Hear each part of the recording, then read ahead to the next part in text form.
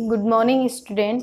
आज हम पढ़ेंगे अशुद्धि शोधन। अशुद्धि शोधन क्या होता है, इसके द्वारा वाक्य में कौन कौन सी त्रुटियां होती हैं। अशुद्धि शोधन कहने का मतलब है जो भी वाक्य रहते हैं व्याकरण में, जो भी अशुद्धियां रहती हैं उनको शोधन, उन्हें खोज के अशुद्ध वाक्यों को हटाना अशुद्धि शोधन होता है। ठीक है, तो विभिन्न वर्णों से शब्द तथा विभिन्न शब्दों से वाक्यों का निर्माण होता है। ये बात आप सभी जानते हैं कि विभिन्न वर्णों से मिलके वाक्य शब्द बनते हैं तथा विभिन्न शब्दों से वाक्य का निर्माण होता है।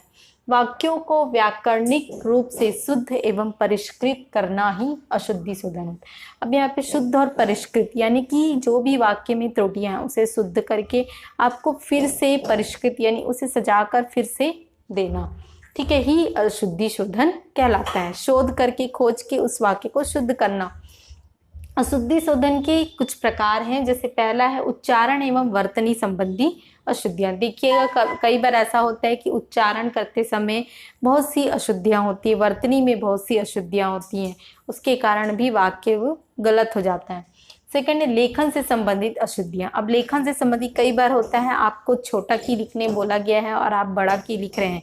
जैसे एग्जाम्पल के लिए दिन, ठीक है, ये दिन होता है, दिन का मतलब वार, ठीक है, सोमवार मंगलवार वाला दिन, और एक दिन का अर्थ होता है गरीब।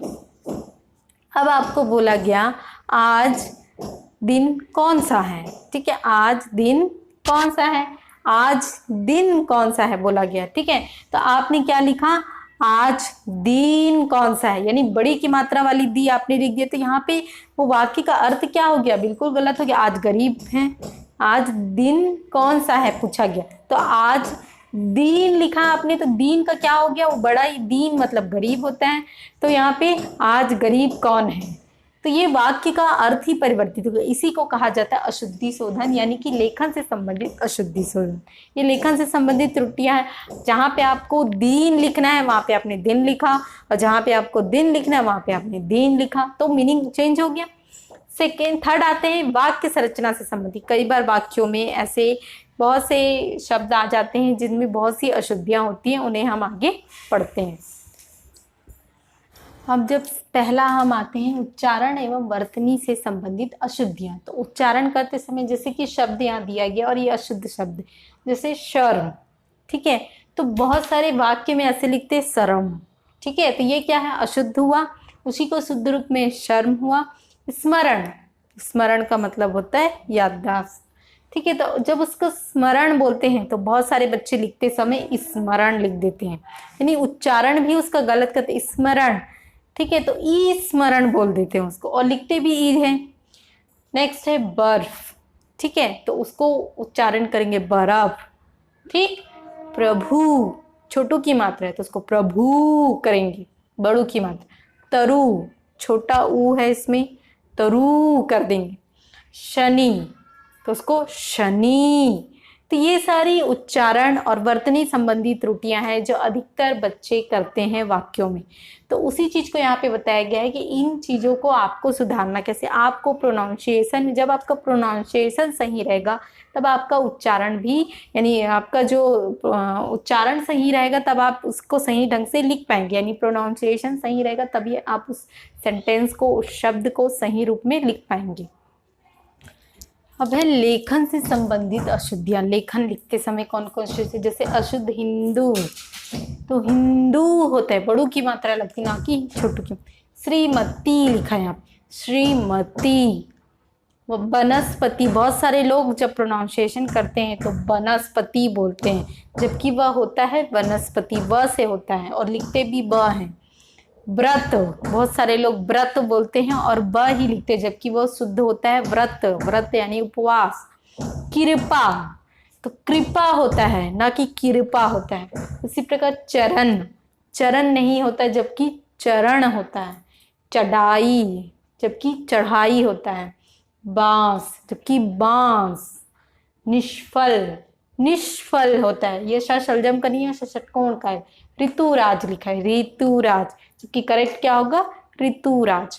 यानी कि बहुत सारे शब्द ऐसे होते हैं जिनका प्रोनाउंसिएशन कई बार लगता है एक समान है और जब उसे लिखते भी उसी के प्रकार है, परंतु यह गलत, ये लिखने की, इसको कहा जाता है लेखन में। जबकि ऋतुराज ऋतुराज, दोनों का प्रोनाउंसिएशन एक ही है, लेकिन आपको ये जो आप लिखे ये बिल्कुल गलत है। आपका सही क्या होगा? ऋतुराज।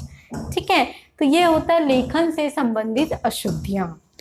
अब है थर्ड, वाक्य संरचना से संबंधित अशुद्धियां, यानी वाक्य की रचना करते समय कौन कौन सी अशुद्धियां होती हैं। तो पहला पदक्रम संबंधित त्रुटियां। पदक्रम यानी कि जैसे कि कोई भी वाक्य है, ठीक है, जैसे कि मैं खाना खाता हूँ, खाना मैं खाता हूँ, ठीक है। अभी जैसे मैंने एग्जाम्पल बताया मैं खाना खाता हूँ, तो ये वाक्य सही है। अब इसको पदक्रम में अशुद्धियाँ कैसे करेंगे, कैसी त्रुटियाँ? तो मैं खाना खाता हूँ, वो कैसे? खाना मैं खाता हूँ, तो ये अशुद्धि होगी। मैं पहले आना था, उसके बाद खाना आना था। तो ऐसी अशुद्धियाँ पदक्रम, यानी पदों को सही रूप में व्यवस्थित नहीं किया जाता, उसे कहा जाता है पदक्रम त्रुटियाँ। सेकेंड है रूपांतरण अथवा रचनांतरण से अशुद्धियाँ, यानी कि रूपांतरण, कई बार वाक्यों को बदलना रहता है सही ढंग से, तो वह परिवर्तन नहीं किया जाता है। ठीक है, जैसे कि आज्ञा रूप में दिया गया है तो उसे आप नॉर्मल वे में लिख दिए, तो ऐसे बहुत सी त्रुटियां होती हैं। थर्ड है अन्य वाक्यगत अशुद्धियां, जैसे कि लिंग वचन कारक। अब लिंग है, पुल्लिंग है, स्त्रीलिंग है, ठीक है, एक वचन है, द्विवचन है, बहुवचन। तो अगर आपको कोई वाक्य दिया गया और वह स्त्रीलिंग में है और आपने उसको पुल्लिंग में लिख दिया, तो ये क्या हो गया? अन्य वाक्यगत अशुद्धियों के अंतर्गत हो गया। नेक्स्ट है अन्वय संबंधी त्रुटियां। अन्वय संबंधी मतलब कि इसमें जो भी लिंग है, कारक है, इन सारी चीजों को एक रूप में प्रयोग कर देना, तो वो उसे कहा जाता है अन्वय संबंधी त्रुटियां। जैसे कि तेरे को पिताजी बुला रहे हैं। अब यहाँ पे तेरे को, तो तेरे को यहाँ पे सभी के लिए हम तेरे को प्रयोग कर दिए है ना, तो यहाँ पे ये वाक्य गलत है। यहाँ तुम्हें पिताजी बुला रहे हैं यानी कि यहाँ पे एक रेस्पेक्ट की बात आ रही है। तो तेरे को हम नॉर्मल किसी को भी, छोटे को अक्सर बोला जाता है तेरे को, है ना, तो ये उस चीज के लिए यहाँ पे ये गलत है, इसलिए अन्वय संबंधी त्रुटियां ऐसे प्रयोग किया जाता है। अब हम कुछ एग्जाम्पल्स लेते हैं किस प्रकार हम वाक्यों को सिद्ध करेंगे। जैसे लक्ष्मीबाई बहुत वीर थी, बहुत वीर थी, तो ये क्या है? यहाँ पे लक्ष्मीबाई बोला गया, तो लक्ष्मीबाई क्या है? स्त्रीलिंग है, तो लिंग होने के कारण बहुत वीर ये पुल्लिंग के लिए प्रयोग होता है, तो यहाँ पे क्या होगा? लक्ष्मीबाई वीरांगना थी। ठीक है। सेकेंड है अनीता मधुर स्वर में गाई, तो अनीता मधुर स्वर में, तो यहाँ क्या होगा? अनीता ने मधुर स्वर में गाया, ये सही वाक्य है। नेक्स्ट है चार वेदों का नाम बताओ। चार वेदों, एक वचन में तो नहीं है, ये बहुवचन में चार है। तो वेदों का, जैसे आपका नाम बताइए, तो आपका यानी सिंगल है, आपका, काला का प्रयोग होता है। तो यहाँ पे बहुवचन में, तो चार वेदों के नाम बताओ। नेक्स्ट है रैली में कई महिला है। अब रैली में कई महिला दिखा है, तो महिला क्या सही होगा? यहाँ पे कई बोला गया और साथ में महिला भी बोला गया, तो ये गलत है वाक्य। रैली में कई महिलाएं हैं। तो इस प्रकार वाक्यों को आपको शुद्ध करना है, शुद्ध करके उन्हें सही रूप में लाना है। इस प्रकार हमारा ये वीडियो कंप्लीट होता है। Thank you.